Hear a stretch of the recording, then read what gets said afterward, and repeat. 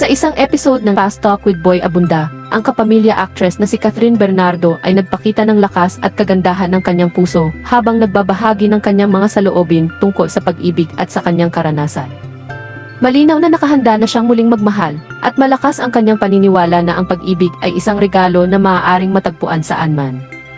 Nang tanungin ni Boy Abunda kung handa na siyang magmahal muli, agad niyang sinagot ng yes, na nagpapakita ng kanyang kagustuhang buksan muli ang kanyang puso sa posibilidad ng pag-ibig. Hindi may iwasan ang usapan tungkol sa kanyang nakaraan, partikular na ang kanyang paghihiwalay kay Daniel Padilla.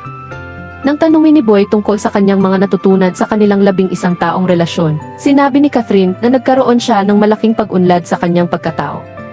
Natuto siyang maging walang pag-imbot, magpasalamat at managinip ng malalaking pangarap. I've learned so much from this past relationship during. I'm talking about growth. I'm talking about being unselfish, about gratitude, dreams, and all, sabi ni Catherine. Lumaki ako sa 11 years ng relationship na yun. So during that 11 years, I'm learning. Kahit na masasakit ang mga karanasan na kanyang pinagdaanan sa kanilang paghihiwalay, hindi naman niya pinagsisihan ang 11 taon na relasyon nila.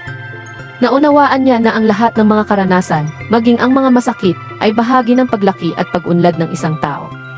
I think love can be found anywhere, sabi ni Catherine. It can be from your family, from your friends, from your boyfriend or from your girlfriend. And now, I feel like I am so surrounded with so much love. Ayon yung pinapa-feel sa akin ng mga tao. Ang mga karanasan na kanyang pinagdaanan ay nakatulong sa kanya na mas maunawaan ang kahalagahan ng pag-ibig, hindi lamang sa isang romantikong relasyon, kundi sa lahat ng aspeto ng kanyang buhay.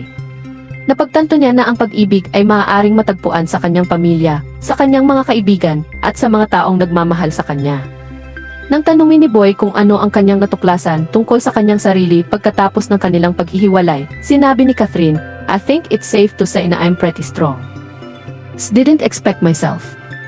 I think all the people here didn't expect na I will handle it that way. Me too, didn't expect it. But it's just that moment in my life tested my faith so much and feeling ko sobra akong nag-guide doon. Ang kanyang lakas at pananampalataya ang nakatulong sa kanya upang malampasan ang sakit ng paghihiwalay.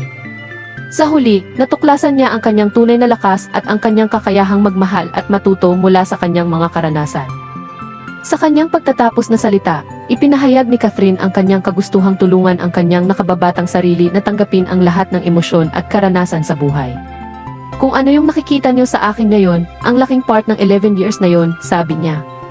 So, kung nandyan si Little Kath, sasabihin ko, you know, ayaw kitang pangunahan. I want you to experience all these emotions, all these things, kasi it's gonna be a big part of your growth.